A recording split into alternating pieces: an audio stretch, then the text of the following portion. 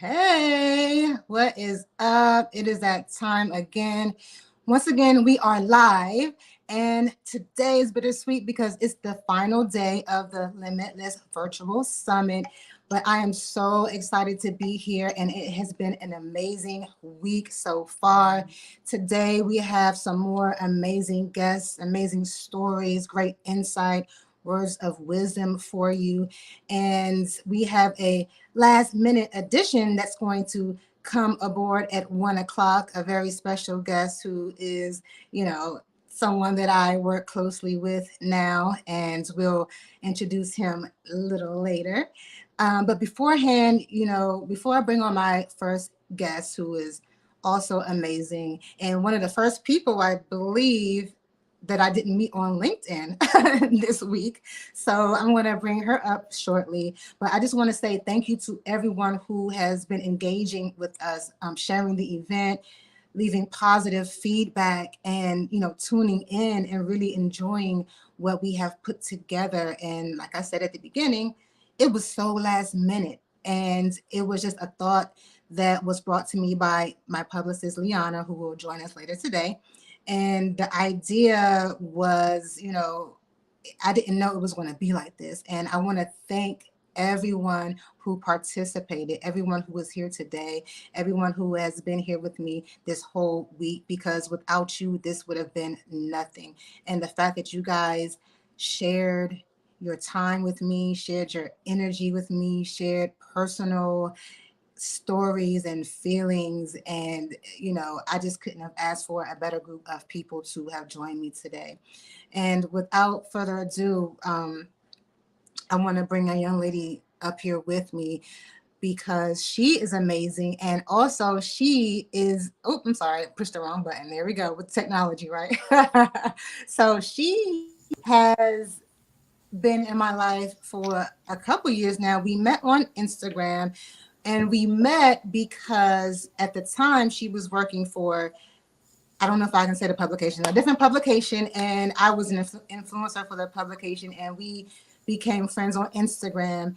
And I have seen this young lady grow in her career over the past few years, and the fact that she is able to change lives and help people by introducing them to great products. And the cannabis industry is amazing too, because again, as I stated earlier this week, I am a huge fan of cannabis, and it has helped me on my wellness journey. And this young lady is an awesome mother. She is great at marketing, great at branding. She is the CMO at Cosmic Brands, Cosmic TV, and Cosmic Gear. I want to introduce to you Miss Carrie Carmona. Did Thank I you do for all that? Did I having do it justice? me.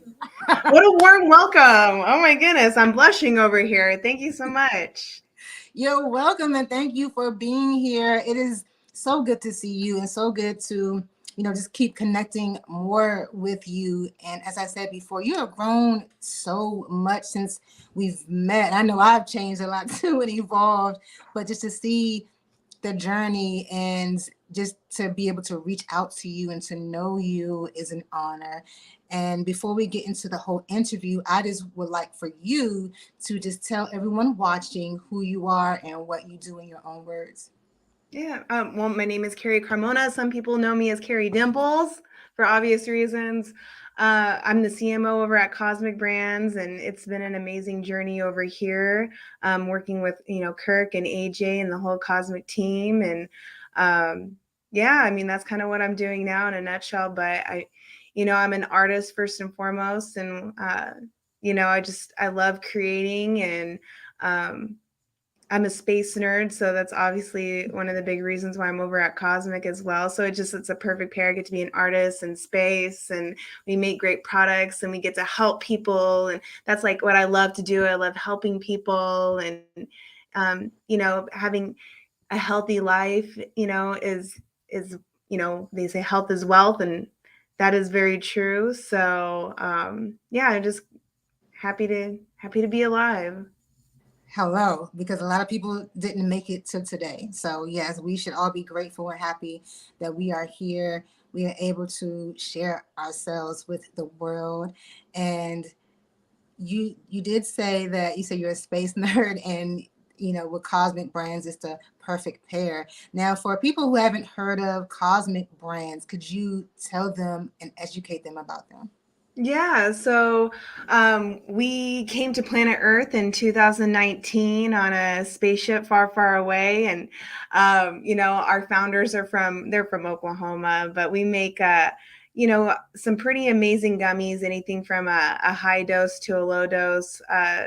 We What really kind of put us on the map are like our uh, our high potencies and our convection gummies. So we were the very first to put a center inside of a gummy. So, for example, we have a here, what is this one? It's a root beer gummy with a vanilla center, so it's a root beer float.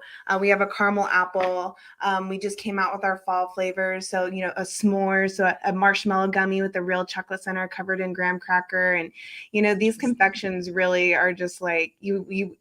Every time I get, wow, I wasn't expecting that, and we just have an amazing. I mean, she's an amazing lady chef, so shout out to all the female chefs out there slaying in the kitchen.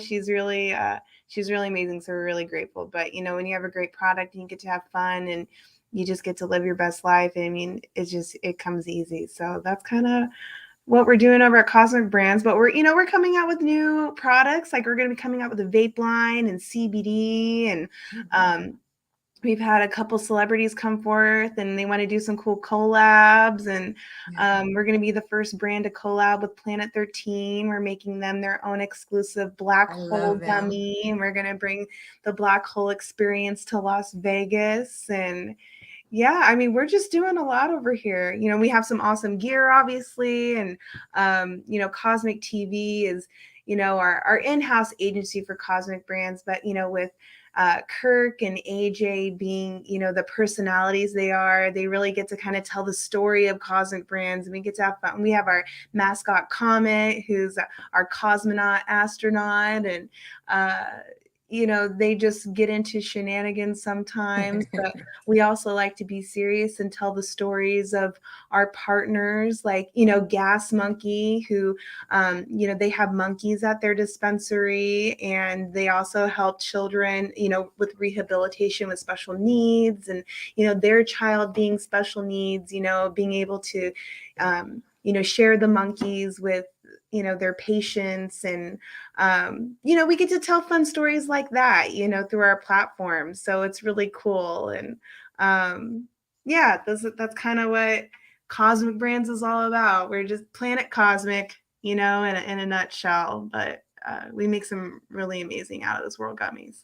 Sounds good to me, and I would love to try some. But before we get more into that, I just want to ask you, so as a CMO, what are your responsibilities, and then how were you able to land such a high position?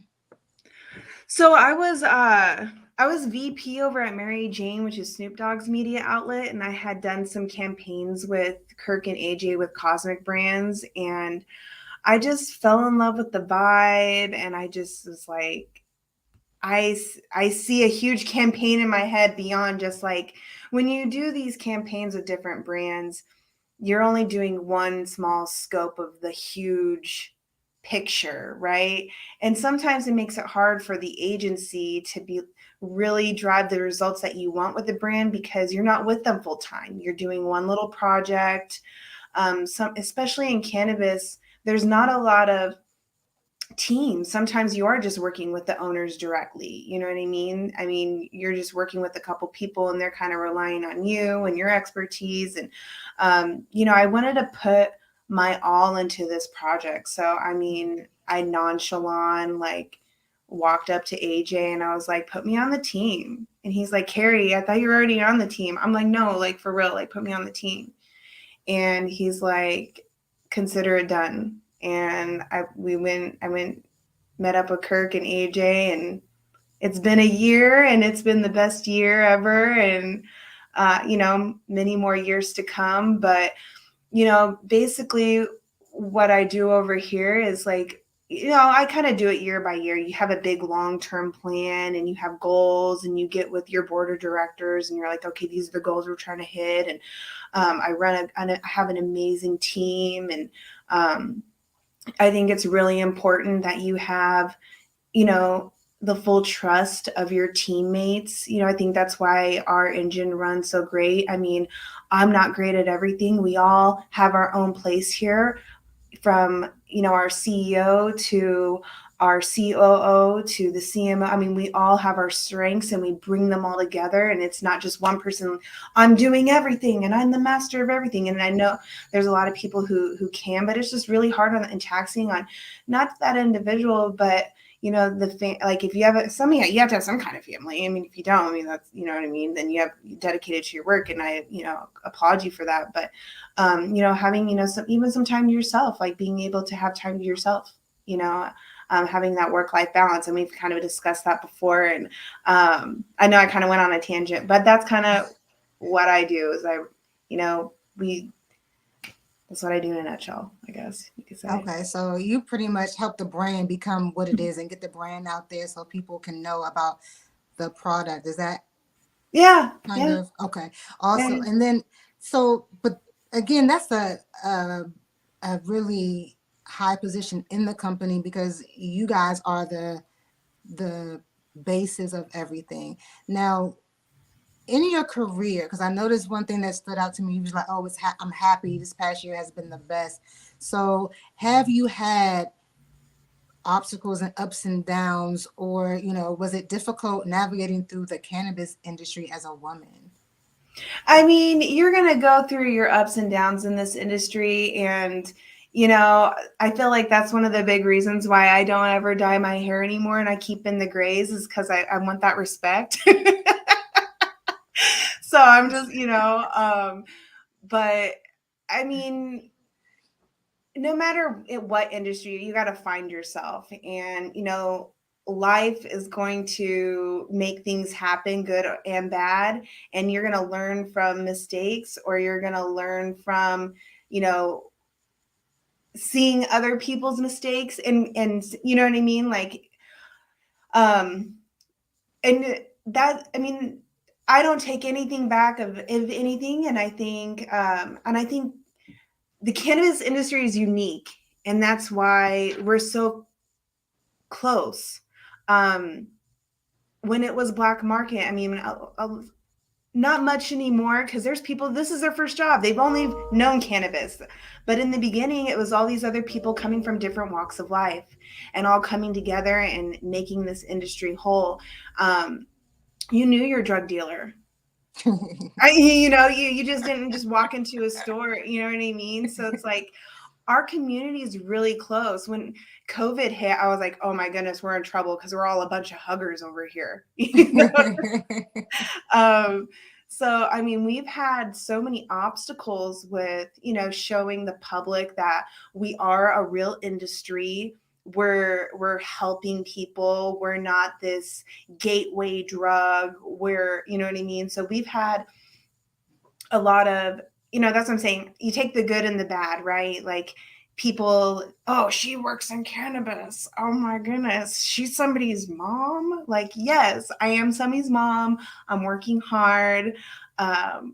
Like, I'm a productive person. You know what I mean? I pay my taxes. Like, so it's been a journey. It's always going to be a journey. So it's anybody I've ever spoken to said this has always been the hardest industry they've ever worked in, and it really is.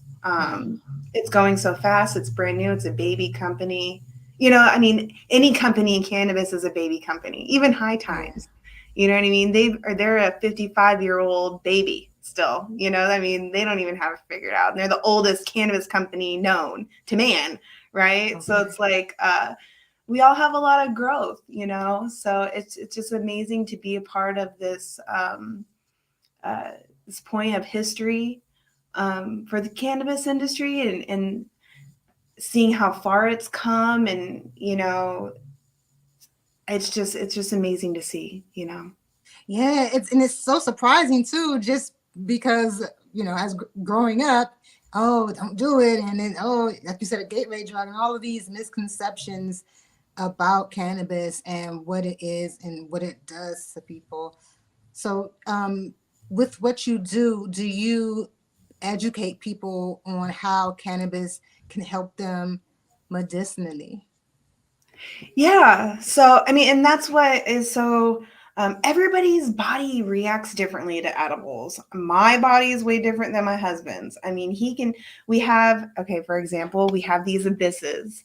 It's a 200 milligram gummy. There's 200 milligrams in here. In one pack, there's 2,000. I can't do this. Right. I I couldn't. mean, I can't. I would love to because my husband says that the green are his favorite. Um, and but I eat a 10. We have blasters that are 10 milligrams. That's what I love. Right. So I'm sorry to back up on the question. I go on these tangents, but there's really something for everybody. Yeah. And so, just I heard you correctly. You say your husband will eat 200 milligram.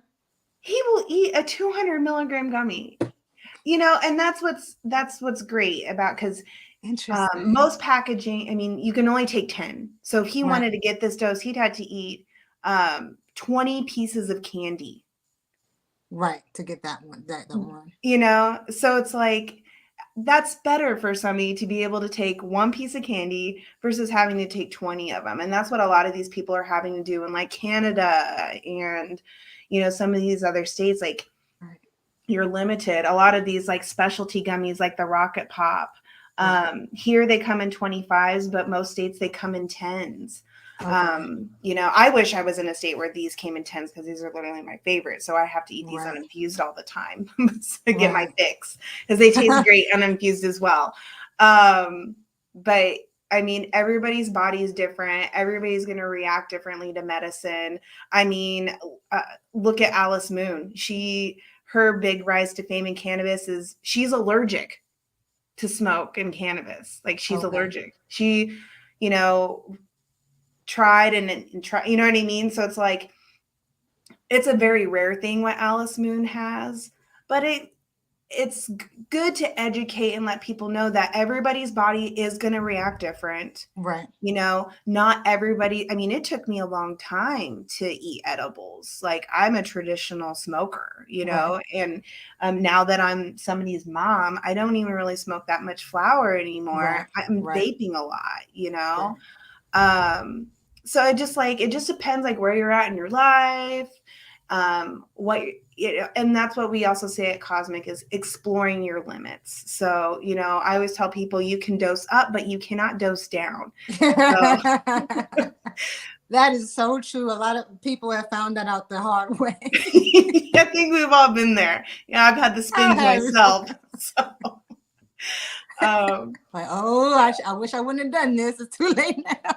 yeah, yeah. So it is important to educate, and it's really important to Yeah. tell a story, you know, and to be transparent, and you know, and it's nice to be, you know, discreet at times when you want to, or be loud and proud, you know, it's Right. like, but just that's my advice to people who are like looking to medicate Yeah. and you know try cannabis for the first time. Like, do educate yourself and Yeah. you It's know like it's test your trial and body error. out. Yeah, Yeah, it's trial and error, just like with anything. Even with if you go to the doctors and they give you something, that's still trial and error still. They'll tell you this, we'll see if it works, and if it doesn't, we'll try something else or we'll change the dose. It's the same thing, just with a different medication, in yeah, my opinion, right? it's And, exactly what's going on. and so I don't know about you. I've used cannabis to help with my mood, to help keep me calm sometimes, but to help elevate my mood at times. Do you use cannabis in that way, or has that helped you in some sort of way mentally? You broke out for a second. Oh, can you hear me now? Yes, I can. You're good. Okay. Oh, because we had this. Okay, yesterday we had some issues, so I'm more than prepared today if something happens to No switch it worries. up.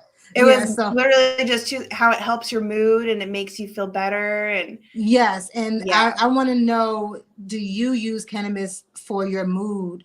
And if so, how does it help, or what do you use it for exactly? I mean, honestly, my symptoms range. So I can use cannabis for a variety of different symptoms. When I feel nauseous, I smoke. Mm, When I feel anxious or have anxiety, I smoke or I'll pop an edible or I'll take some CBD or, because I found that different, like smoke, like when I feel like I'm going to throw up, smoking actually makes me feel better. But if mm, you know what I mean? If I ate an edible, it would probably make me feel a little bit more, not, not, I don't know, right, you know what I mean? It just take longer, I guess, not right, like more nauseous, but it would take longer for it to finally kick in. With like smoking gives me kind of like an instant result or whatnot, right? right. Um, when I'm in pain, when it's that time of the month, I Mhm. will put a topical on. If Right. my back hurts, I mean, I'm a huge believer in topicals as well. So Yeah. it's like there's different things you can use cannabis for. And that's why we're expanding outside of edibles, because we want to be able to help everybody. And if you feel safe using a Cosmic product and you're like, I wish Cosmic made a topical, I wish Cosmic made a vape I could use. You know what I mean? Because Right. our core four is quality, taste, texture, and potency, and quality is really important to our cosmonauts, and making sure that they get good clean medicine, whether that is an edible or a vape product. So that's kind of why we're expanding, just so these people know that they can trust the product that they're getting. Because I mean, even in these states that are opening up, I mean, you don't know, some of them aren't testing right away. It might be 2-3 years from when they get active and when they actually start doing testing.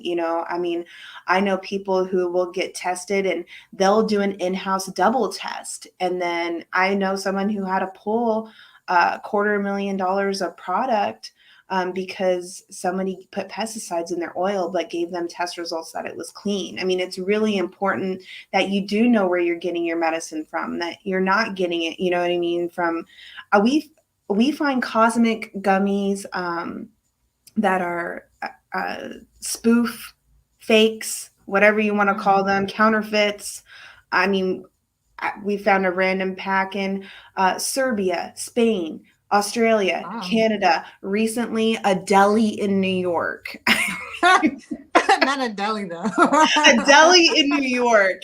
I was like, what is going on? And it didn't even come up as Let me get a Cosmic Brand. sandwich, and then I'll also want I want some of these, and people are, I mean, every bag that we're finding has some different kind of candy in it. Looks like Dollar Tree candy, maybe with some kind and of they probably spray spray. something on. Yeah. Yeah, so I don't know, but just like, make sure that you're getting on trusted sources, like like the actual brand's website, comparing the candies. I mean, there's a lot of counterfeits out there, even when it comes to other people's flour. I mean, there are brands out there that it's really sad. So just exactly where, make sure that you're getting, you're verifying the products that you're buying, because you don't want to be stuck getting some spoof from somebody, something that got sprayed with pesticides. I mean, Right. just the same way, like, know where you're getting the food that you're eating, like, where did it come from? Right. It's the same concept. So I feel like that's really important. It's definitely important to know exactly what you're consuming, because just like you said, it could be fake. And if it's fake, you don't know what they have done to it. I remember seeing an article saying that some weed was laced with what's that? What's that drug? Fentanyl. Fentanyl, yeah, I heard that too. Oh my gosh. It's Yeah, like, be it's careful who you share crazy. with, though. If you don't know somebody at a party, like, be careful, and Yeah. sometimes even if you do know somebody, be careful, like, Yeah. you really never know. So, And it's crazy what they do to people. And then, but that just goes to show you that that part of it is what's tainting the industry. If it wasn't for that, because I believe that, I mean, it's a plant, it's a flower, it grows from the earth.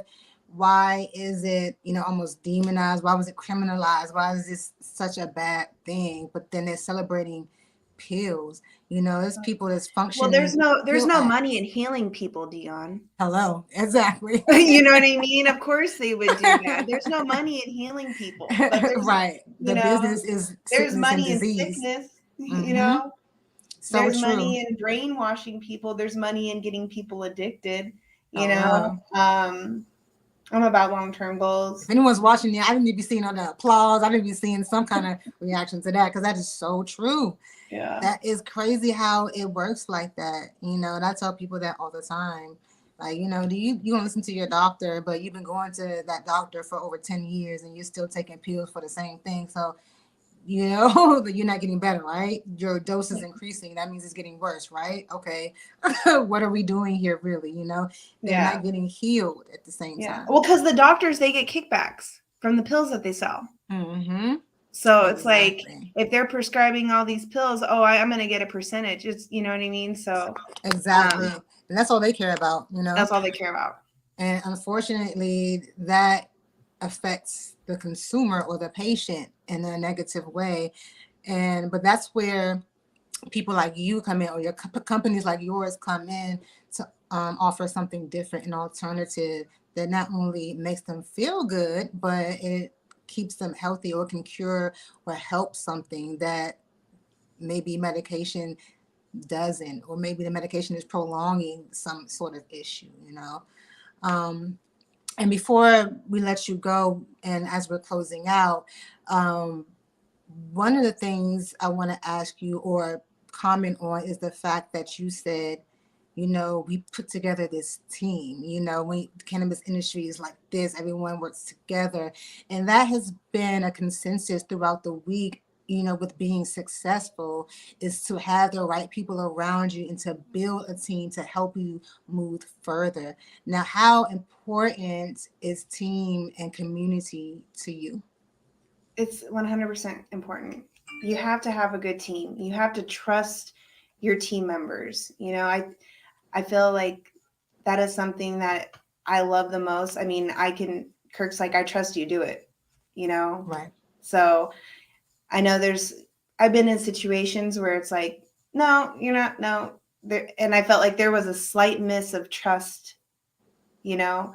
Um, but it's like, he trusts that I know my scope. I trust him that he's doing his job. I trust that Cameron's doing his. You know, everybody has their job here, and everybody trusts each other that they're doing their job at the best of their ability. And it's okay if you mess up. How are we going to make it better the next time? Like, nobody's putting anything down. Like, how can we learn from the experience? How can you move forward? And I would suggest, you know, everybody, you know, make sure you trust who you're working with, and have that faith in them that they're going to do the best of their abilities, you know? So, and I would say that's the most important thing. Awesome. I agree 100%. And if someone wanted to reach out to you, whether either to work with you or to learn more about Cosmic Brands, how can they do that? They can just email VIP@cosmicbrands.com. So KOSMIK with the K and then brands. So just, it's an easier one than saying, or you could email Carrie, CARI, but sometimes people spell that name. So I figured every time, nobody misses VIP. So Yeah. I have both emails. They both work, but that's the easiest one. Awesome. And if they just wanted to network and connect with you, period, how can they find you on social media? Carrie Dimples, CARI, Carrie Dimples, Carrie Carmona on LinkedIn. That's how they find me. And then one last question is, what does it mean to you to truly be limitless?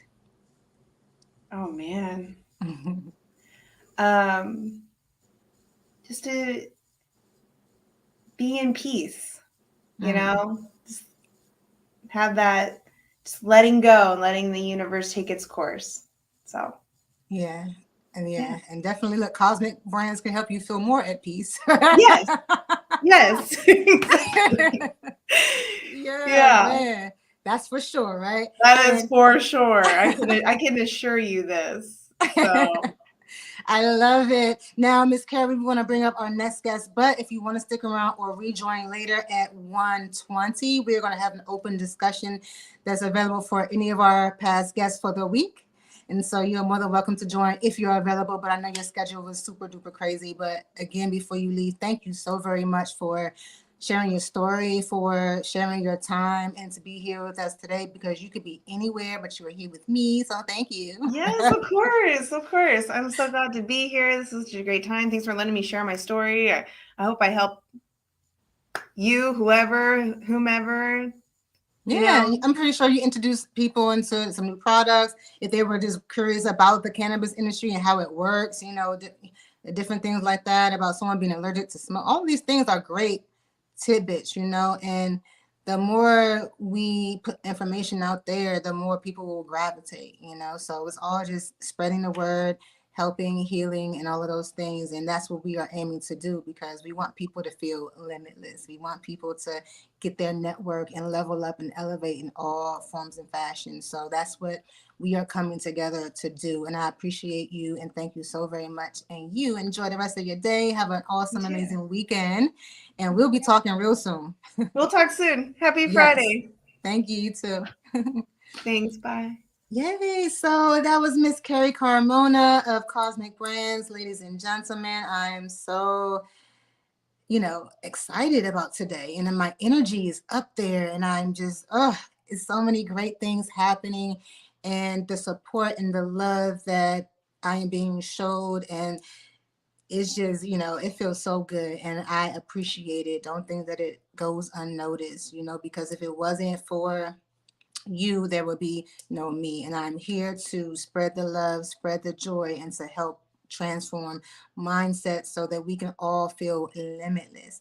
And moving on, what we're going to do is bring on another guest who I have met on LinkedIn, and she used to live in this area with me, but she has relocated to I say a better place, very tropical, very, the scene is good, very serene and calming. And I'm so jealous of that fact. So I'm going to go visit her one day. But, so we have Miss Molly Rowland, who is a brand strategist extraordinaire. She helps people with their podcast. And she also has her own company where she does branding, she does content creation, she edits your podcast, she puts you in the right direction, and gives you the right tools necessary to level up your podcast so that you can make money from your podcast. She does all of these things. She has her own company. She is amazing. Miss Molly Rowland, thank you very much for being here today.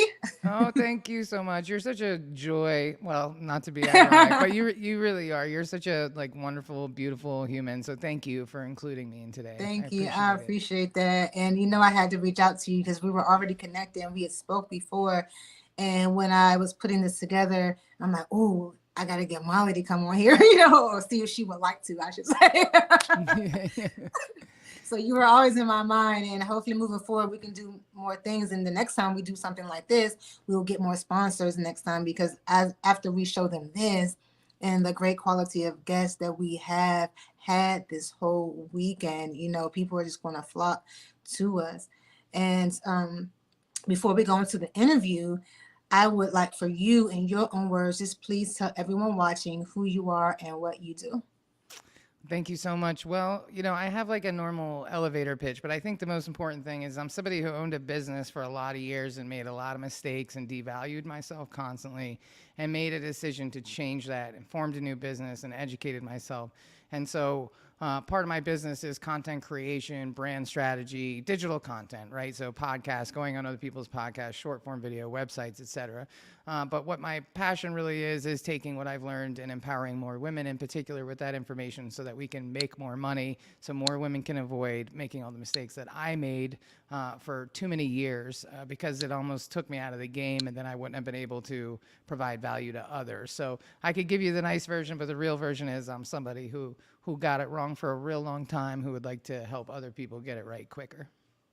I love it. And the one thing I didn't mention, I thought you were going to throw that in there. But you are CEO and founder of Heartcast Media, and that's the name of your company that Yes, you use to help people with your business.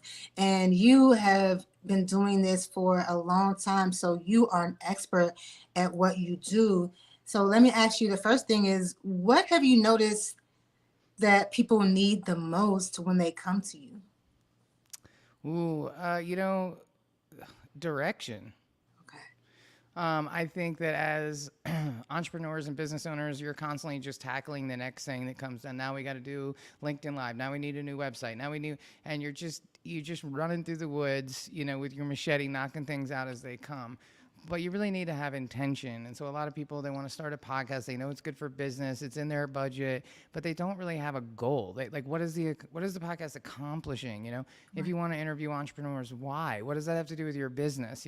Really dialing in on the strategy of any content plan, right? Because marketing is like fishing. You're spear fishing with a very specific tool for a very specific fish in a very specific place, Then you've got trolling. You're out in the open waters, but you have very specific bait for those type of fish in those type of waters, and you drag the line a different way.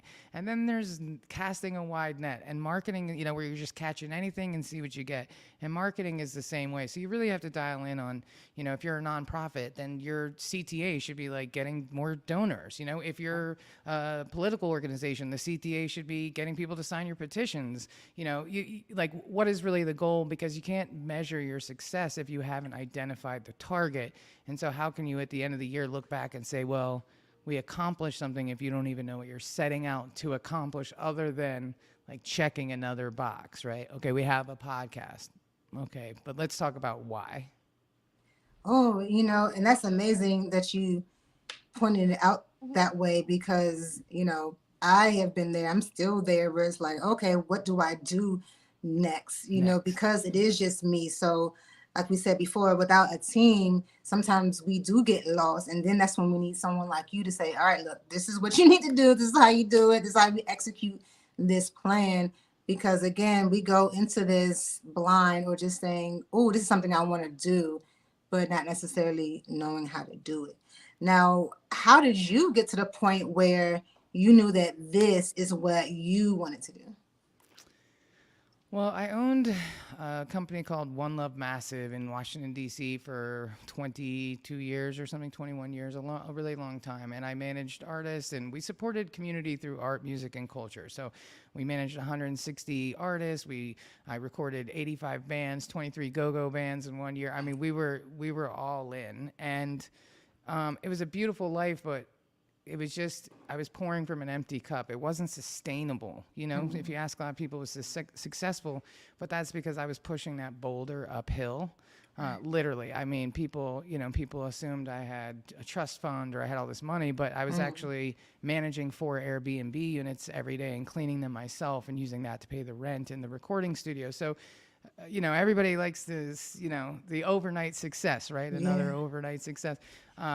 But that's not really how it works. And the universe sat me down in 2016 in the form of a miscarriage and possibly cancer.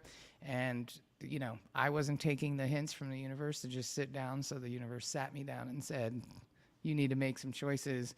And so what I did is I not to be cliche, but I Marie Kondo'd my life. And I thought about, what is it that I do that I really love? I am definitely an artist at heart. I love being behind the camera. I love creating aesthetic. I'm really good at getting people out of their shell, dialing in on strategy. I love that stuff. And then, so what I did is I eliminated all the things out of my business that I didn't enjoy. And then I formed a new business, and I took everything that I had done for the DC community, and I aimed it more at businesses and brands and people with budgets and people who would actually pay me for my time and value me for my time. And it was actually crazy. The very first gig that I did with Heartcast Media was for a local university, and I ran the gig myself because I didn't have a staff at that point. And they paid me my hand check, or they handed me my paycheck, and everybody left the room, and I cried because it was the first time in 17 years that I personally had been valued for my work, and not the collective, not the group, not what I did for everybody else, but me, someone actually saying, you did a great job. You deserve to be paid. And I thought, man, that is not good. It shouldn't take 17 years to get there. And so I have actively built a new life and a new business that makes sure I never get to the point where I'm pouring from an empty cup and serving people that don't want to serve me. I was deteriorating in front of people and they didn't notice, you know? And so I vowed to never have a business like that again. So a lot of what I do is very similar. I'm just doing it for different people and with different intentions, and I'm valued a bit more than I used to be. I love that. And thank you for sharing with me. And I'm sorry about what happened to you health wise, because that is very scary. And I know that it affected you, not just physically, but also mentally. So how was that transition when these things happened, you had a miscarriage and you had a health scare with maybe cancer, and you said, okay, maybe I have to sit down. Like, what was that transition like, and what did you have to do to kind of heal yourself? You know, in hindsight, I probably didn't give myself enough time to heal, classic like overachiever move. But, I actually was sitting with a friend of mine and we decided to form Heartcast Media together.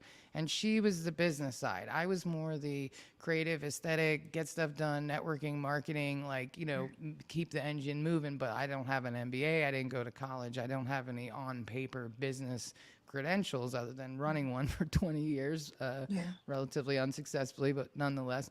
And that was the game plan, and she was going to handle that. And it didn't last more than 2 months, probably because I was not healed. I'll take responsibility for that. But when she left, I had negotiated a new lease. I had put, you know what I mean? There was no turning back. And so at that point, I just, there's no one's coming to save you, right? And so at that point, instead of feeling defeated, I decided that I was going to educate myself. And so I made a commitment to read a book a week, and only read business development books, and 90% business development and 10% personal development and 10% leadership. I know the math doesn't add up there, but and it was a beautiful learning experience, painful reading about leadership and cringing, thinking about all the times I had made so many mistakes. I mean, I was texting people going, yo, man, I am so sorry for that time 4 years ago. You don't know what you don't know. And so I just decided I'm not going to blame it on not being educated or not having business sense. I'm just going to educate myself. And so I've read like 125 books on business development, and I've implemented all of those things in my current business. We grew 200% in the pandemic. I've sold almost $1 million worth of services for my company personally in the last 4 years. And so I just decided I was going to learn whatever I didn't know, because it's all out there, right? It's all out there. And I think that honestly, a little unsolicited advice, but I think that people would be so much better served reading business development books instead of taking endless courses and hiring endless coaches. Because honestly, like, you can do it when you're driving your kids to work, you can listen in the shower, and you can find one gem in every book, and you can implement it in your life or your business, and you'll see results, right? And so anything that you want is out there, right? Like it is out there, and we definitely all have feelings of doubt, but like there's a cheat sheet there, and anybody who you want to emulate, I guarantee you they got a book. They got a book you can read. Right. They'll tell you how they did it for $14.99. Right. Get you an MBA on Audible. I mean, Yes. you know. I love that. And so, piggybacking off of that, do you have any specific book or books you would like to recommend that really helped you? 100%. So number one is the 21 Irrefutable Laws of Leadership by John C. Maxwell. That'll just make you a better human. It'll make you cringe. It'll make you cry. It'll make you feel really empowered about the leader that you are. Because if you're a woman and you have natural leadership abilities, you have been told your entire life you're too loud, you're too demanding, and you're too bossy, and sometimes by your own mother, right? So if you are a woman in leadership, in any position, you need to read this book, because it'll make you feel better about your natural gifts and talents, and it'll help you dial in on the ones that are a little rusty around the edges, Yeah. The second book is $100 Million Offers by Alex Hermosi. I've read this book 4 times this year. I'm going to read it again in about a week. It is honestly the best book on sales and marketing and positioning yourself in a crowded market that has come out in the last 10 years. So run, don't walk to that book. And the last one is probably the 4-Hour Work Week. I mean, Tim Ferriss. I've read all of his books, but that's a great place to start, even though it's outdated. But Tools of Titans, Tribe of Mentors, all of his books are amazing because it's like Cliff Notes. He interviews like 47 people in Tribe of Mentors, and he gets all of their information. So there's a ton for sure.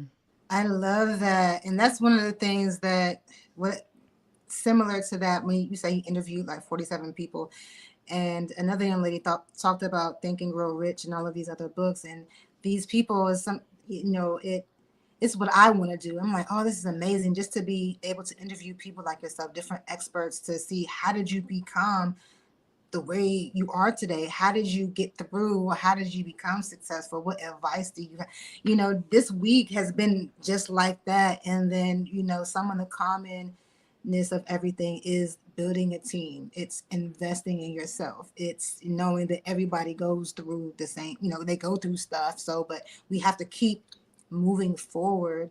And I just love that. Can I ask you, on your journey, did you ever at any time think about, giving up? What did it become overwhelming? And if so, like, how did you keep going? What did you do?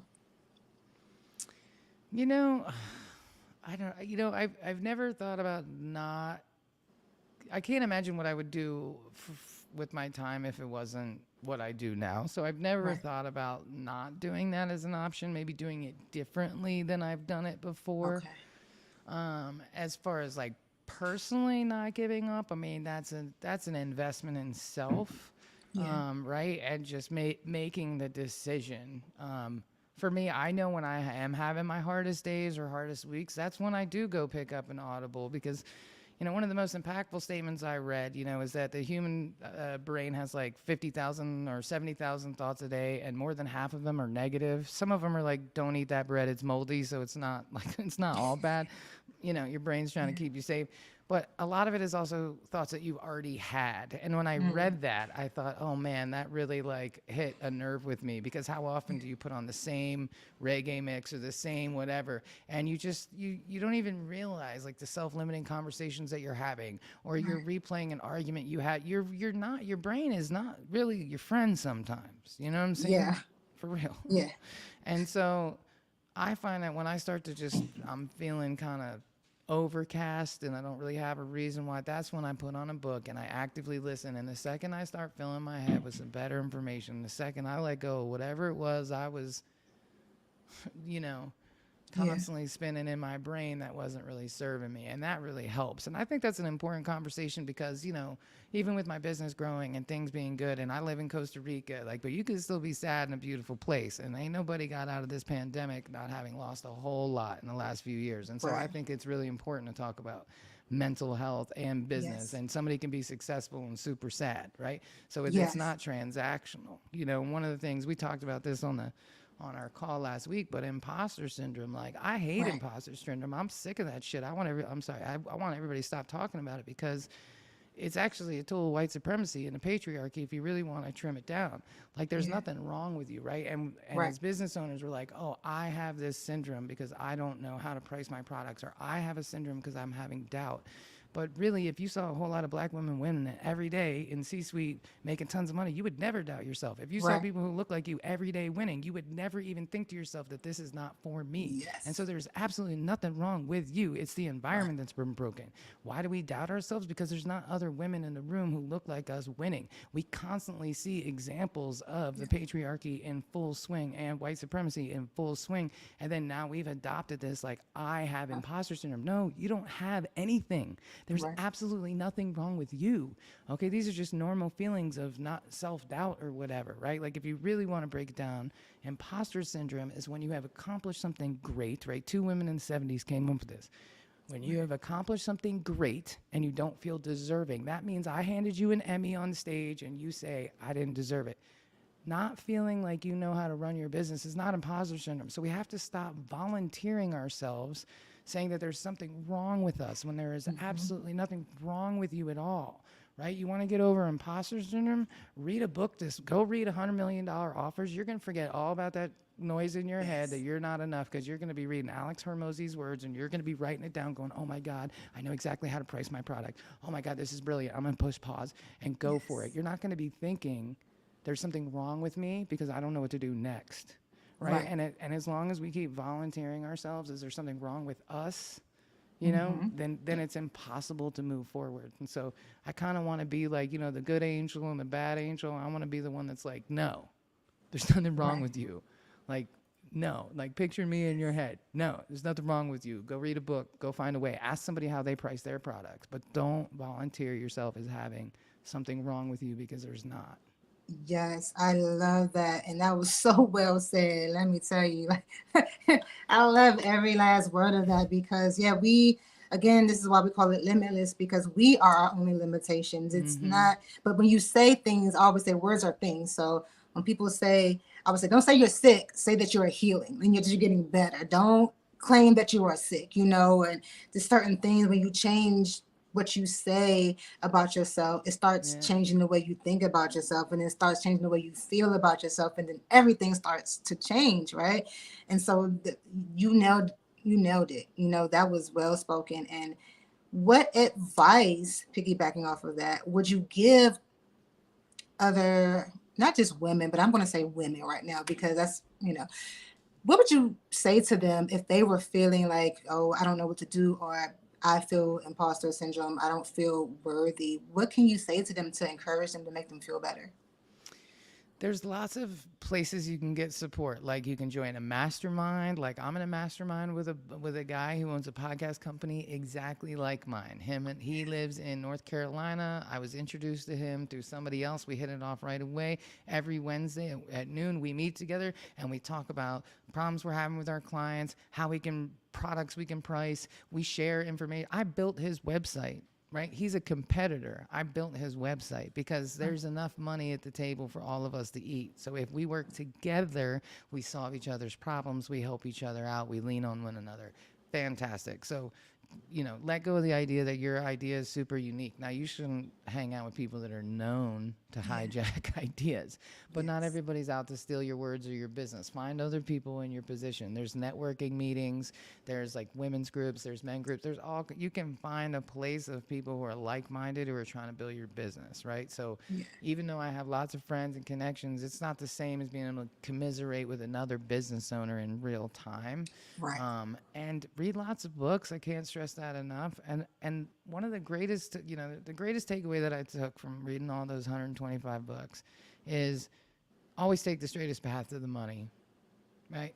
Always and part of the whole imposter syndrome is, well, I don't know social media. I'm gonna go take this course on social media, and I don't know this, so I'm gonna go do this. But listen, we gotta stop putting roadblocks in between us and the money, Right. I have a client right now who's been in design for 20 years. She's a beast. She's like, I don't know. I have to feel like I have to take a photography class. I'm like, girl, if you don't stop right now, And just get a build the photographer. website and call people and say, I'm doing business. I want referrals. Like, you don't need any more courses. You don't need any more. You're great. You're 10 miles ahead of everybody else already. Pick up the phone, send the email. You just did a wedding. Contact those people, ask for referrals. That's where you got to spend your time. Take the straightest path to the money, and it is not on Instagram. Like, that's casting a wide net. That's just, hey, I'm throwing it out. I'm gonna catch something. I'm gonna nurture, right? Like Alex Hormozy says it best.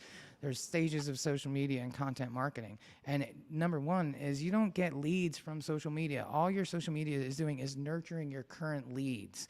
Your 500 person account, 5,000 person account is not bringing you business. All it's doing is the people who are already working with you or thinking about working with you are looking at you, seeing that you have content and you're nurturing them. It is not a lead generating machine. So if you're spending 20 hours a week on social and one on lead generation and reaching out to people you've sent proposals to, you need to flip those averages completely around, because you're not going to make any money off of social media. That's a lie. That's a lie. Yes. Right? You can nurture relationships, but the relationship me and you have now is going to make you more money than me liking every single one of your posts on Instagram. Hello. Yes. That It's is, the oh my God, I tell people relationship. that all the time. Yes, Right? you are So so it's right. straightest path to the money.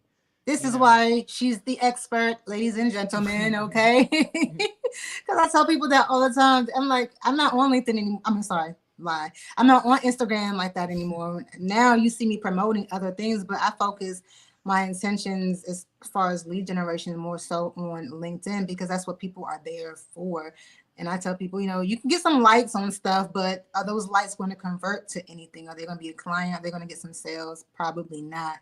And the way I can't wait to replay this and take a clip of this part just to tell people, like, listen, a branding expert is telling you this is not the way to go. And that is so imperative to know that. Now, when you work with your clients, typically, what is that process? Is it like a one and done, or do you stay with them and work with them for a long time? We tend to have like really great client retention. So, with us, if a client wants to start a podcast, we have a setup process where we go in, we design all your graphics, set everything up, and then we have monthly retainers for podcast production, and then it includes like all the production, all the distribution, and even the marketing, including posting on your behalf. So we really try to work with clients and have like a game plan. Like, if they only want to do one podcast a month, we'll say, let's record all 12 and batch drop them, because once a month is not enough to get what you want. So, Right. it again boils down to, what do you want to do this for, right? If you're trying to be seen as a thought leader, then you should interview other people in that same arena. That's not client retention. That's being seen as a thought leader. If you're trying to retain clients, if you have a big company and $100,000 clients, then maybe you do client success stories. You don't care if they get 50 downloads. You're just trying to grease the wheels with your current client and keep them on board. Client acquisition, then you want to interview people who can get you in front of new clients. Instead of interviewing an entrepreneur who's also an expert in your field, I got to ask, why are you doing that? Why don't you interview somebody who can put you in front of your potential client base, right? So it's always about relationships, and then again, the intended target. If you're a public health organization, you don't really care about the relationship. You're trying to get a message out to as many people as possible. That's that net analogy again, right? So it's super important to kind of sit with people, and then we encourage, like, commit to it's like social media. You can't post on social media for 3 weeks and expect results. You got to put in 6 months and go back and look at the data. So we tend to build long-term relationships with our clients. And then we tend to go a little deeper, because we also build websites, and we also can book you on other people's podcasts, and then we can make short-form content. We can bring you into our studio once a month and record you, and then chop that up for you and give you short-form content. So there's a lot of ways, but our clients tend to say, oh, you do that too? Cool, we're going to stick with you for that. And so for us, it's not always about looking for new clients, but really, how can we serve our clients in the most effective way without going, and this is an important distinction to make, without going outside of what we do best. Like, somebody asked us today if we could comb through old blogs and write new ones, and I said, no, we're digital content, we're AV people. Video and audio, that's not our lane. I'm not going to take that business on just because I can, because it's not what we do best, and it's not what we're known for. So being able to say no is definitely really helpful. Oh, I love it. And if someone wanted to reach out to you to get your services, how can they do that? Well, you can. The best thing to do is to check out my podcast. It's The Next 100. The podcast is specifically for businesses who are trying to get to the next $100,000. So it's an astonishingly low number of small businesses that actually make more than $100,000 a year. Like, way too low. And yet small businesses provide like 50% of the labor market, right? So we're creating jobs, we're not making money, and especially when it comes to women-owned businesses. And sometimes creating automations, a lot of times it's just little adjustments to what you're already doing, like not invoicing people and creating payment links and never waiting for money, and there's little things that you can do to accelerate your business. And then once you get to that first 100,000 in business, then the second 100 is even easier, but it's a different set of challenges. So my goal is to constantly help people to get to the next 100,000 in their business revenue for the year. And so on that podcast, you'll find all, my website, Heartcast Media, MollyRowland.com, all the links are there, but the best place to find me is definitely on that podcast. Great. Now, let me ask you this real quick. So do you teach them how to make the next 100 in their business overall, or specifically using podcasts? Overall, it's all Okay. business development. It's all very why you should buy a microphone even if you don't have a podcast, right? Why you should, lots of information, never underestimating the value of a small audience, or being authentic in your presentation. So a lot of it'll be content creation focused and how you can use that to drive revenue in your business. But a lot of it is also, taking all the information I got from all those books and synthesizing it down in a way into, each episode is 15 minutes or less. I also do a book report at the end of every episode. So I tell you what book I read that week and the takeaways and if what I thought of it. And so it's a great way to spend 15 minutes with me once a week. You'll get a really great tip. And that's the idea, is just give you one piece of information, and then I'll catch you on the next one. And then hopefully you can implement that in your business. That is super cool. You know what? The way that you are presenting this information to the audience, I just love it. And it's needed because, and we said it earlier, that we run around like chickens with our heads cut off, and we don't generate the revenue that we can potentially be making because we do it to ourselves. We are like keeping ourselves in this position.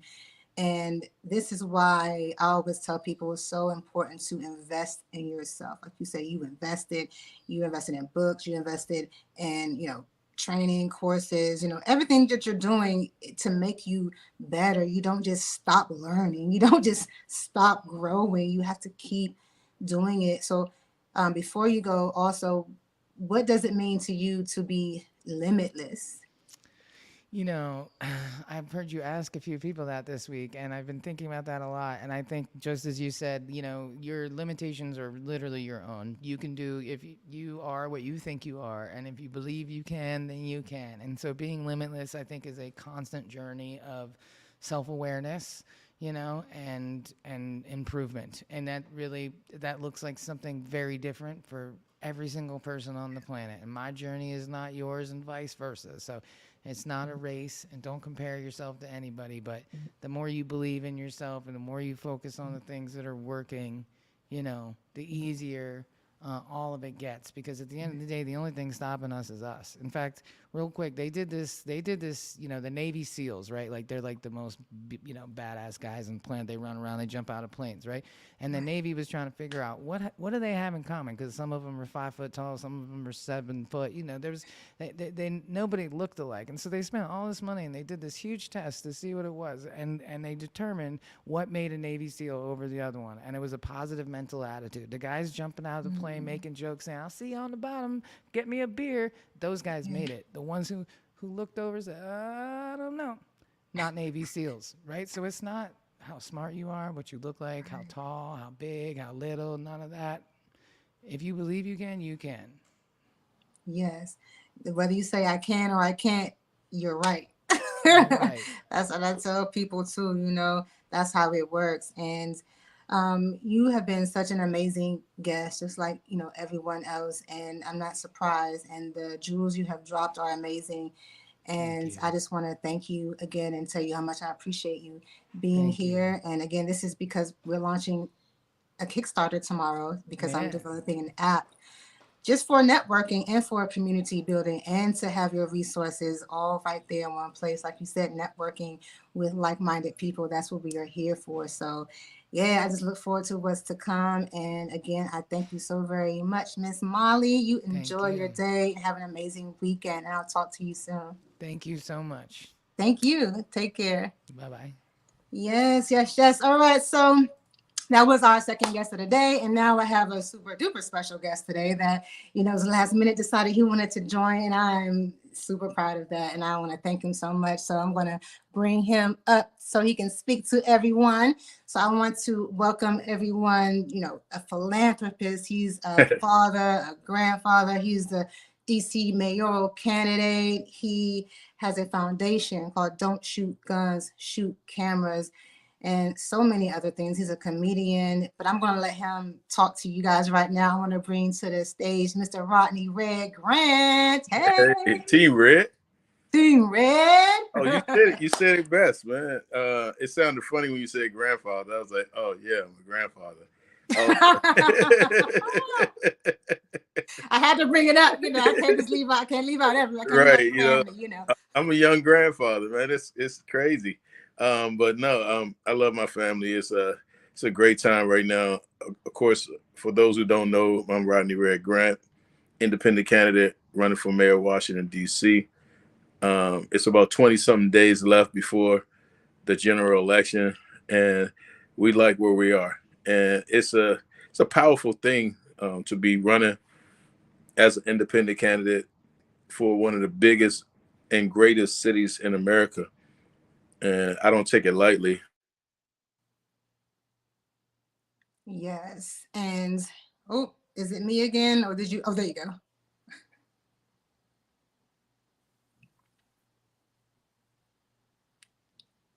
Can you hear me? You good?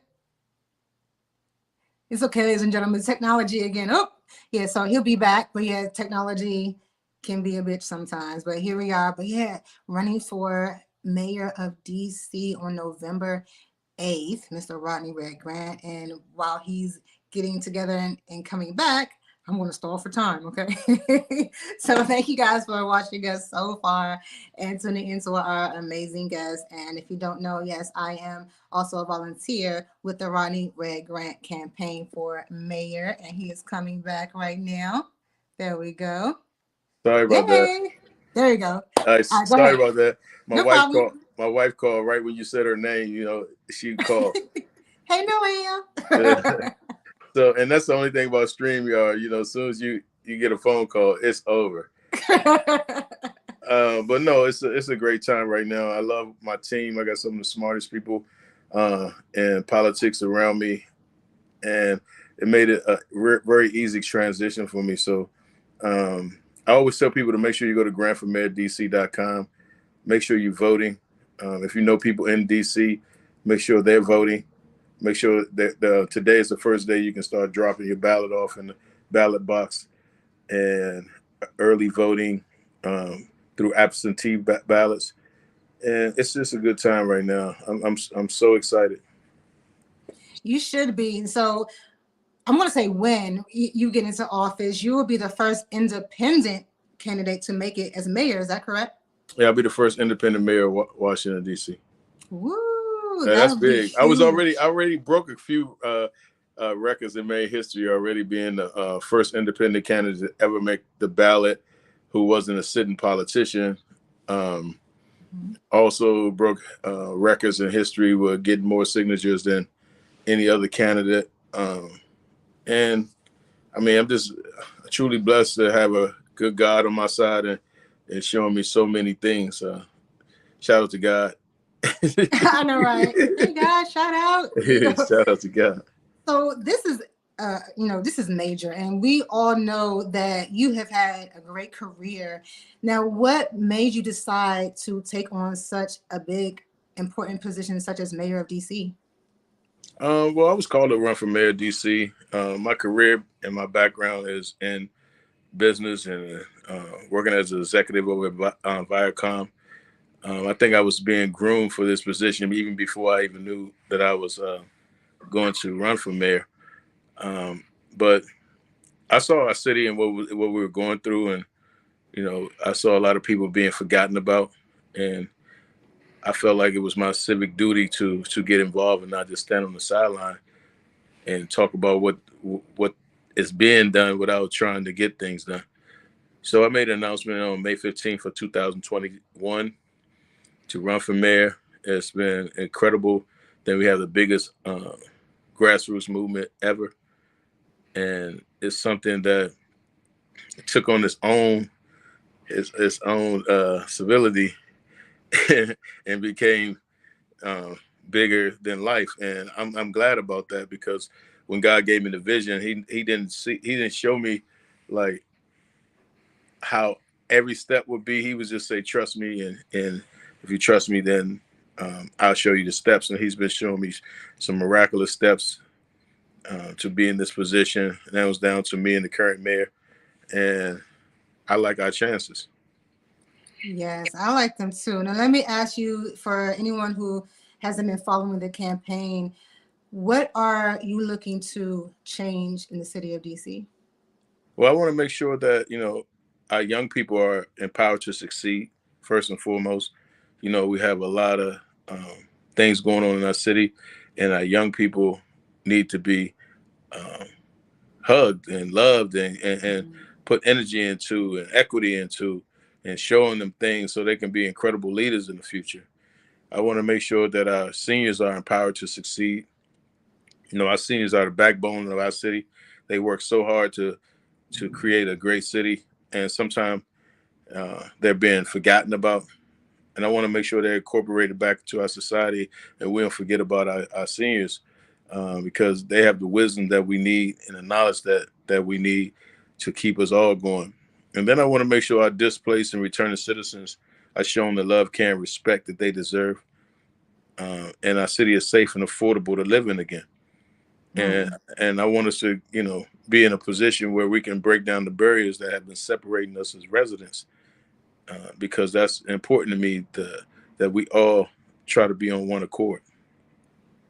Yeah, and I see some disconnect, or a lot of disconnect in the city with people and their emotions, or there's a lot of violence going on, like you said, homelessness. It's not a lot of stuff for the youth to do. How do you expect to help, correct those things? Well, I want to bring more programming to the table. I want to make sure we have programming not only in our neighborhoods, but also in our schools and our after school programs. I want to make sure that we build our recreation centers back up and open them back up. I want to make sure that we put trades back into our schools so our young people will see a brighter future. The ones who don't want to go to college, will have a great trade in their life. And DC being a city that's growing so much, we want to make sure we hire people from Washington, D.C. and give them the opportunity first. And I just want to, when it comes to crime, I just want to be a leader that directly talks to our young people, and anybody else who's involved with crime. D.C. 8 years ago it was only 85 murders, 80 something murders. This year was over 236 murders. Last year, and this year we're on the pace to beat that record. So, we have to get our public safety together immediately, and we got to do it by having real comprehensive plans for public safety. And also we got to make sure we have a community policing that is real community policing. When I was growing up, we had a lot of community policing, and the MPD was involved with a lot of our lives at that time, from the Boys and Girls Clubs to even the camps in the summer. So we got to get back to that energy. And once we get back to that energy, I think that we'll have a great flow in our city, and we'll be a city that other cities can model after. I love that. And you did mention, violence and also the youth. Now, I do know that you have an amazing program for both of those things. So why don't you explain to everyone what Don't Shoot Guns, Shoot Cameras is? Well, don't shoot guns, shoot cameras. Most people know I come from a film and television background, and Don't Shoot Guns, Shoot Cameras is that's my baby. It's a program that teaches kids filmmaking from thought to theater. So they write the scripts, they act in the scripts, they direct the scripts, they produce the scripts, they shoot the scripts. Every aspect of film and television, I try to teach them, and they do the sound, they edit the scripts, and they put out great projects. And it's to see a kid, see a different direction, and no pun intended, directing and direction, but see something different and see their ideas come to a format. It's a beautiful thing. And we also have Beyond Your Block that we started this summer, where we started taking kids off their block and giving them a real opportunity to see different things and mentoring them at the same time. So we took them to the White House. We took them to the African American Museum. Took them to Sky Zone. Took them go-kart riding. Awesome. We probably saved over 600 kids this summer alone. And we also have my program Huff, which is certifying people and Microsoft A+ and different things. So we certified over 1,500 people this summer alone for job placement. Oh, and you know what? I didn't even know about that. I've been super busy, and it's so great to hear about that, because that's what's needed. When you give them something to do, they have less time to, hang out, loiter, violence, anything like that. Right. So how important is the mindset when it comes to not only starting a business and doing what you do, but just going through, you're in the media a lot. So what kind of mindset do you have to deal with all of this going on? I mean, it takes a special focus. I think we need to, continue to teach focus. Um, but, you know, I was just like any normal kid in DC. I could have went either way. Right. Um, I can remember my father always told me to make sure I control my emotions, make sure I, stay focused. I didn't understand it at the time, but controlling your emotions, and that's why our program is like a social emotional learning program. We try to deal with the social part of it and the emotional part of it. Um, Teaching our kids like not to react too quick to anything, to think about it. And I think that if you have a proper plan and you know how to plan, then you can get it done. And if you have a proper team around you, you can get it done even better. So I think I've truly been blessed with those things. And without those things in place, of course, I probably wouldn't be able to handle it as well.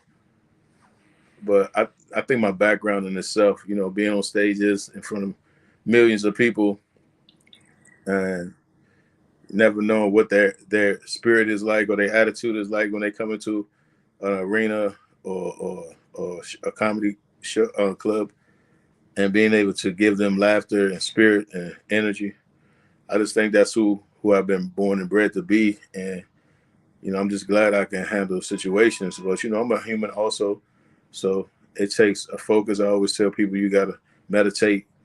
You know me. I always try to breathe with it as deep as possible, deep in, deep out, and settle yourself down because we all are gonna be hit with different energies on a daily basis.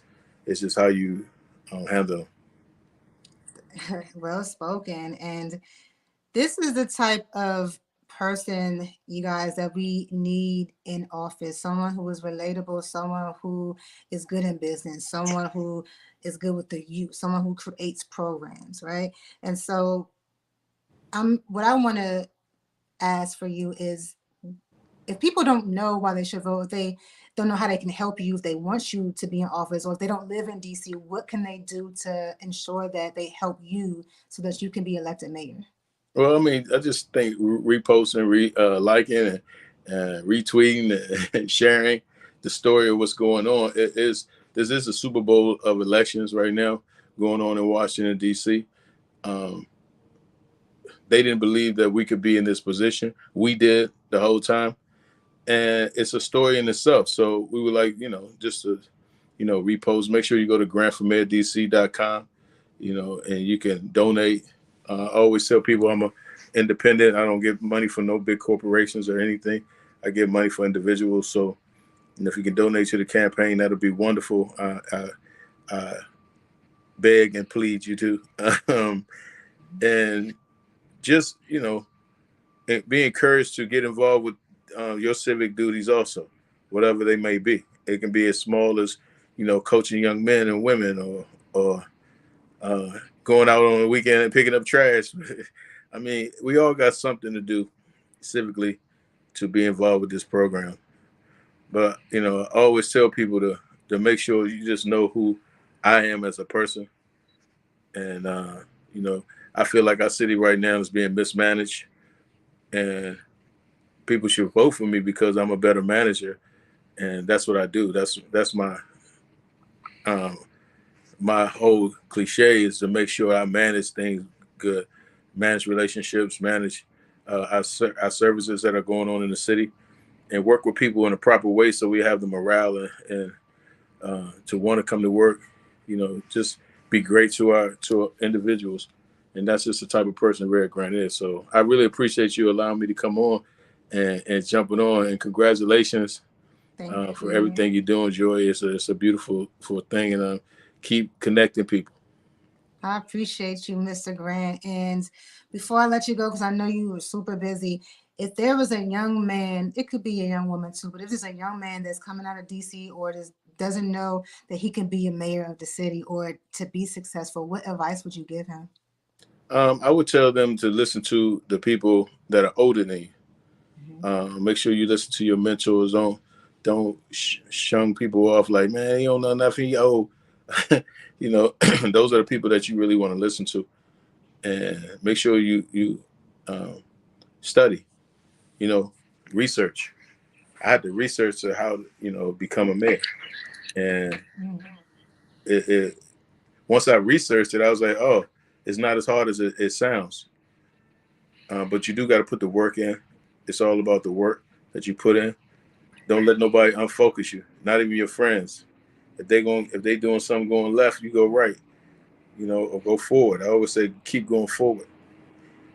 So I believe in my young men. I believe that we can all be great. Let's be respectful to one another and let's keep shining. I love it, and great advice, and I appreciate you, and I wish you all the best in this election and in this last couple of weeks as we push forward. So today's the last day of the summit, so I'll be available to come to the office now. This Nice. week has been really busy, but now it's freed up more, and Nice. you got my support. Well, And I want to tell everybody today is the first day that you can turn in your absentee ballots in the drop boxes around DC. So you can. A lot of people got their ballots in the mail. Make sure you open them up. Make sure you fill them out. Make sure you drop it in the drop box or mail it in. And if you don't do that on October 31st, you can start early voting in person all the way to the 6th. And I encourage people to do that. And of course, on November 8th is a day you can vote also. Oh, what if they can't get to the ballot? Or if they can't get, what's going to happen with that if they can't get their ballots there? If they can't get the ballot to the drop box? Yes. They just go. Is there help with that to come get the ballots? Oh, or yeah. is anything? Well, if they can't get the ballots in Dropbox, we make sure they, just hit me online. We'll make sure your ballot get in that Dropbox. Yes. All right, cool. I appreciate you. Have a great day. Thank you. Thank you. Okay, guys, that was Mr. Rodney Red Grant, and he is running for mayor of DC this year. The election is going to be held on November 8th. And again, as he said, if you would like to learn more about how you can contribute, how you can volunteer and help with the process of getting him elected, go to grantformayordc.com. And today has been another amazing. It's been another amazing day and full of love, full of wisdom, great energy. And we're going to bring up right now a previous guest who I love and enjoy as always. Welcome back, Miss Liana Zalvo, publicist extraordinaire. Thank you so much for the intro. How is it going, everyone? Oh, it's going great. I don't know who's watching. We can't see who's watching, but yeah, it's going awesome. We had Carrie Carmona come on today. We had Marley Rulin, and we just had Red Grant leave us. And if you guys don't know, well, I don't know if you know, but he is running for mayor of DC. So I'm helping on the campaign. And this morning I got a call saying he was available to come on for a few minutes, which was, I'm just excited. So it couldn't have gone better. And thank you for coming back with me this evening. Well, not this evening, but this afternoon as we close out this wonderful week. It feels like forever, right? This evening, I know. Right. And it's kind of dark, the sun is not too bright, but oh my God, it's been such an amazing week. And I just want to thank you again for giving me your time and being here as we close out today. I don't know how many of the interviews you were able to see, but it has been amazing. Yeah, actually, I've heard great remarks so much. I mean, already on the LinkedIn, everybody's reposting and sharing your summit. That's a success already in itself, right? So Yes. I want to hear from you, though, some of the motivating things you found for yourself. Like, what was moving for you? From this week? Yeah, whoever you interviewed. So everyone was good in their own right, and I can't think of one person that I liked more than the other. But what I would say is the general consensus of collaboration and teamwork and community building and just investing in yourself, and it's synonymous with everyone. Everyone feels the same way about that. A couple of things that stood out to me though one was Stacy's story, how she was diagnosed with cancer and how she had to get the mastectomy and how, but through all of that, still have her business. And so, that really stuck out to me a lot. And, everyone has their story, but that was really inspirational because, course, to go through that and come back on your feet even stronger, right? They say that you might have setbacks, but the comeback will be even stronger. So watch out, everyone. Yes, for real. And then yesterday I read an excerpt from my book. So that was pretty cool. And there will be another summit in November so that more of the authors can read excerpts from their story as well. So I'm excited for that. So it's a lot of great things, including what you have done for me and what we are, continuing to do. Everything is happening so quickly. Right? It's all coming from you. You deserve it. You called it out. They say that, if you want something, just say it how it is and it was going to come to you. And if you really manifest it, you want to, and you wanted this, right? And so now that the ball is rolling, energy is going, don't stop it. Don't sabotage yourself. That's the most important thing is right now is you might have little devils over there sitting on you and be like, I don't know if I can do this. I don't know if I can handle the pressure. But you just got to say, why not me? I can and I will. And you're going to even show up stronger, right? This is when the diamond is going to be pressured and form into an even better one. Of course. Yeah, I so believe that. And, this journey has been very, not trying, but a lot of ups and downs that you had to deal with, just like with anyone else. But as everything has unfolded, since I was able to transform my mindset, I've been able to deal with everything a lot better. And it didn't get me down. I didn't get, so overwhelmed. And just, like I said, constantly working on myself, I feel that I am where I'm supposed to be, Absolutely. And so tell us, Dion, with all the pressure that's happening, around you with the summit, it's new to you. How did you deal with the pressure? What did you do about self-love in the morning before you started your summit? Did you take any of your essential oils to calm yourself? What did you do when it comes to so much pressure and it's new to you? Well, if I'm being honest, cannabis is one thing that definitely helps me relax. I do express gratitude every day. And it gets me amped and pumped for the day because it's like, oh man, I'm so happy about this. I'm so happy about this. This is happening. And it really gets me like, yeah, all of this is happening. I have a lot to be grateful for. And this is what I teach other people too. Is like when you start off the day with gratitude, you feel so much better. And another thing I do religiously is I drink mushroom coffee. And I'm not talking about the psychedelic mushrooms. I'm talking about I use lion's mane, cordyceps, reishi, ashwagandha, all these different types of things that help me focus. It helps with clarity. It helps my mood and memory. So I drink that every day, and it's less caffeine than normal coffee. So that's one of the things that I recommend, especially for those who have maybe depression or low mood. That really helps me as well. So that's amazing. Did everyone show up for the summit? Yeah. Everyone has made it. No one backed out. I believe Stacy was going to come today. She may have had something, so she's not here right now. But this whole week, everyone has been Stacey here. Didn't speak yet. Not today. No, because we were supposed to join at the end. So maybe she's coming later, or maybe something happened. I'm not sure, but she came on Monday. She was just going to come back to pop on. But everyone that had a time, yeah, she was just going to come back with you. Yeah, just come back at the end just to close out. So I just offer for everyone to come back if they wanted to. But everyone showed up for their allotted time. I had 3 guests every day.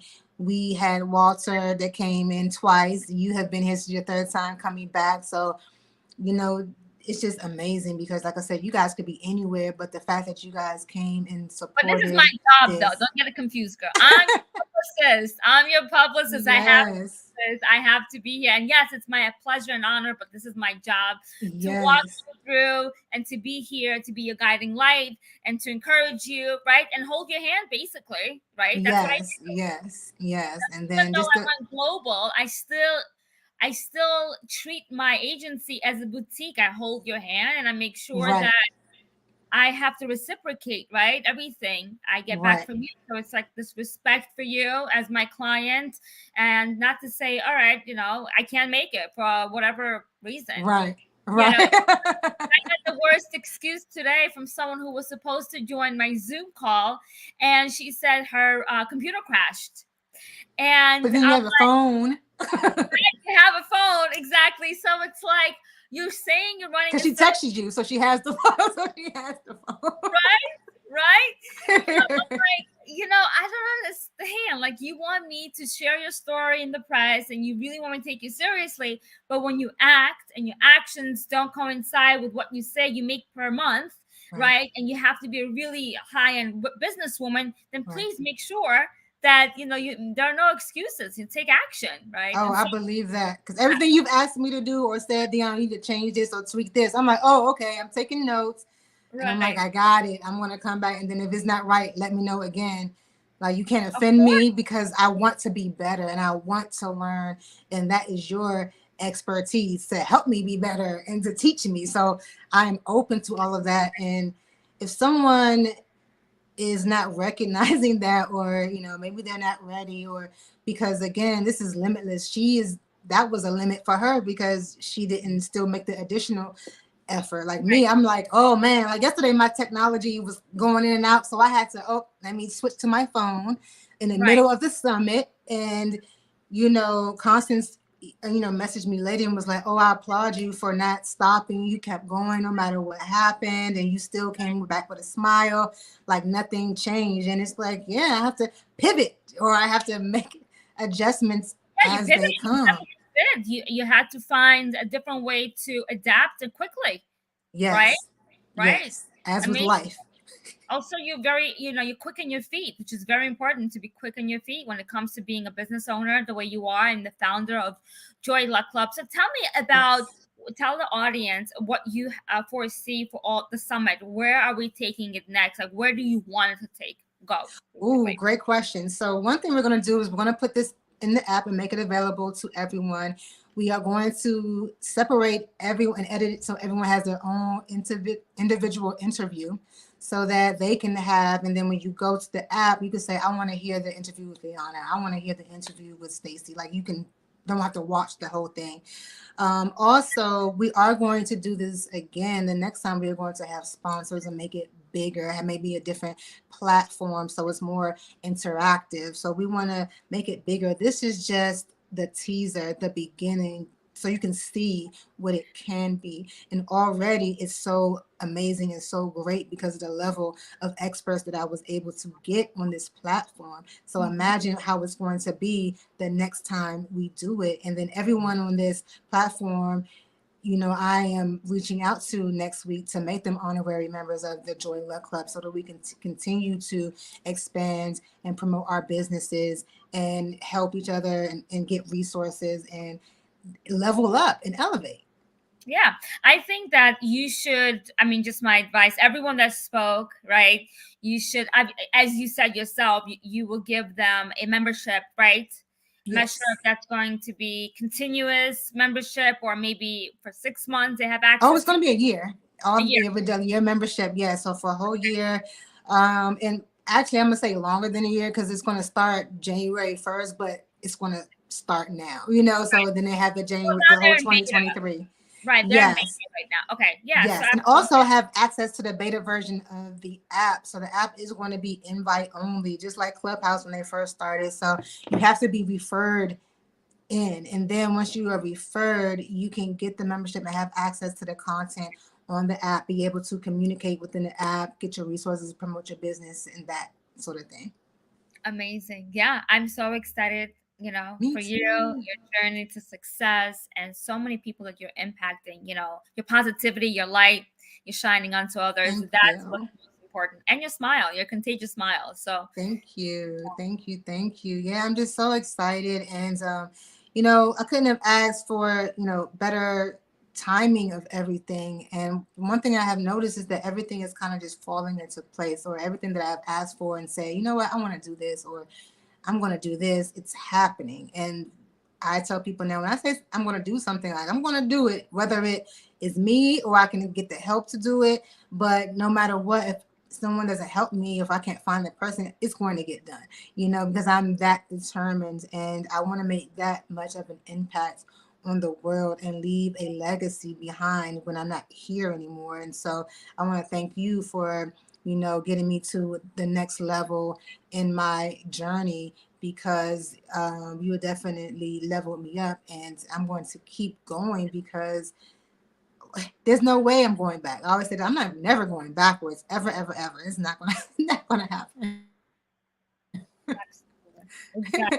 So let me ask you though. I want to ask you a couple things. So I saw recently, and I want to congratulate you because you were featured in an interview on iHeart Radio, right? How did that go? That went amazing. I was invited to go out there. It was such a pleasant experience. I always wanted to collaborate with iHeartRadio. And, it was basically my talk. It was about my journey to success, right? How did I break into the media industry from being a stylist, from, going from, college dropout, single mom to a stylist, and, just making my ends meet and then becoming the person that I am today. And so, yeah, so that was basically, it's not out yet. I don't have the link yet, so it's Okay. not live yet. But once it is, I'm definitely going to share it on LinkedIn. Absolutely. But yeah, it was such an amazing experience. I was interviewed by BBC News from UK. People are recognizing me as well, which I love. When I give others recognition, I feel so good. I'm like, wow, I made that person going from unknown to recognized. And Yes. I get this feeling of just it's my natural high, that's my high in life. When I know that I made someone have a voice at the end of the day, they develop their own authoritative voice. And so Yes. when I can also get that from others, recognition, I feel like, it's a two-way street. So I feel honored, honored that I can do this in my life. I really found my passion, my drive, and really, living every day, loving what I do. That's amazing, because when you love what you do, you want to do more of it. It doesn't feel like work. It doesn't feel like a chore. Like you're just excited to do it, especially when you get the results and the feedback, and you get a positive, what is it? Like you get a smile, or you get a thank you, or I appreciate you, or Yeah. all of those accolades. Feedback. I mean, amazing Yeah. feedback from every client that I have, And if I don't have great feedback, which I don't have, you have to handle bad reviews as well, right? Yeah. So no one is perfect. We're all gonna have bad reviews here or there, but it's how you handle it, right? It's like, okay, let me see what I can do about it. Not just brush them off and say, well, I don't care, like your ego. Don't let your ego get in the way. No matter how high you go in your life, no matter what level you reach, you have to treat everyone the way you want to be treated, and remember how you started off. I mean, that's the tip I give everyone, is that you always have to remember how hard it was for you to start off and how you wanted to keep every client, right? And so Right. never lose track of that. Always, keep your clients happy, and make sure that it's a referral, right? They will refer others. So always handle a bad review with positivity. Find a way back into their hearts and say, how can we solve this? How can I accommodate you? I love that. Yeah, because you can't satisfy everyone and everybody. I mean, everyone, and you can't kind of make yourself fit everyone. You have to stay authentic and stay you, and understand that who is for you is going to be for you, and not everyone is for you. And that's one thing that I've learned. So I don't accept everyone as a client. I don't take everyone's money. Everyone cannot be a member of the Joy Luck Club. It's just, it has to fit. It has to be a good vibe. It has to make sense. and be beneficial for both parties, you know? And so But that's what when I'm, they do join you, though, right? When yeah. they do join your platform and say something doesn't go according to their understanding or they're not Yeah. satisfied, what do you do about that? How would you handle that review? Oh, I would just make sure I would see what it is and see how I can help them and just make sure that they're happy at the end of it. And make sure we're both happy at the end of it. You know, hopefully, if they do have a bad experience, it's not because of something that I have done, because I pride myself on, you know, spreading love and joy and treating people with respect. And oftentimes, if the energy is off, and I'm not perfect by any means, but most of the times it's not normally I reciprocate energy. So if the energy is good, it's going to stay good, I should say. You know, so hopefully we won't have that, but I'll make sure I'll do whatever is in my power to rectify the situation, because I believe that everyone should be happy. And I want people that is a part of what I'm doing and interacting with me to always have a pleasurable experience. Absolutely. I Yeah. 100% agree with you that you need to stay in the flow and, basically do what's right? At the end of the day. Yeah, agreed. And which is why I'm super excited about this app, because super is my word of the week, by the way. So the app is going to be just my way of connecting with people and impacting them globally. You know, I want to reach more people than I can than just by coaching, because my time is limited. I can't coach everyone, but with the app, I can make my knowledge, my resources, the courses, all of this stuff available to them so that they can do it. Limitless, Yes, limitless. They can do whatever they want. They can right? do it on their own time. They can stop, they can go back, they can choose what excites them, what they want to learn about, and they have the choice. And then they have a safe place where they can come, they can promote their business, they can network, they can get positive reinforcement, they can get that support system, that accountability that we all need so that we can be great and successful. And like you said, limitless. We have to feel that to have a peace of mind and to level up and to grow, you it changes everything. Your level of confidence goes up, you know, and people see that. People will start being drawn to you and you'll get opportunities. Your life will just change. So it's my goal to transform as many mindsets as possible so that everyone who comes into contact with me, by the time you're leaving, you're feeling joyous, you're feeling fearless, you're feeling limitless because you have done the work. But not only that, you have that support system and like-minded people around you that can help you, and they're doing the same. So one big tip I think I want to give you should take into consideration is right now, since it's in beta, everyone who spoke on your summit, you should give them an assignment. The Okay. assignment should be as follows. Please post a picture of yourself with one takeaway from the summit. You know, Oh, that's a good one. Yeah. yeah. So I mean, they don't need to post a picture, but if they want to, Yeah. you can maybe screenshot this. Yeah. When speaking with you, Yeah. and then be like, "This is, by the way, this is us." Yeah. Something like, "This is us from the summit. Please write one takeaway, and how what you have learned or how you inspired. One takeaway. Yes. That's all it is, and that's how the ball is gonna get started, and that's how you're gonna Yes. start a conversation from everyone that participated. I mean, I'll be the first one if you want me to. Thank you. Thank you. And, you know, that love is in energy, you know, like I said, is appreciated. And these ideas are great. And so, like I said, everyone, this is why these people are experts. Everyone that comes on here, they know exactly what they are doing. They are great at what they do. And yeah, that's a phenomenal idea. And I am going to reach out probably on LinkedIn right after this, you know, and because we're going to wrap up soon because this is the end of the summit. Like, we don't have the whole panel of guests, so we're just going to wrap it up and end on a great note, because this week it just shows a lot about how much people are willing to help and contribute if you just ask, right? That's one of the part of the fearless mindset system also, is asking for help.